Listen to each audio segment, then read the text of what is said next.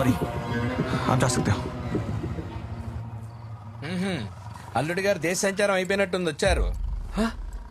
ఏంట్రా ఆ చేతికి రక్తం ఏంటి, ఏమైంది? ఎవరో సడన్ గా వచ్చారు మామ, వాళ్ళంతా రక్తం. నేను ఆటో తెచ్చేసరికి అతను అక్కడ లేడు. మామ తన నా పేరు పెట్టుకుని పిలిచాడు. ఒరే, తెలియని విషయాలు తెలుసుకోవాలనే నీ ఆతృత గురించి నాకు తెలుసు.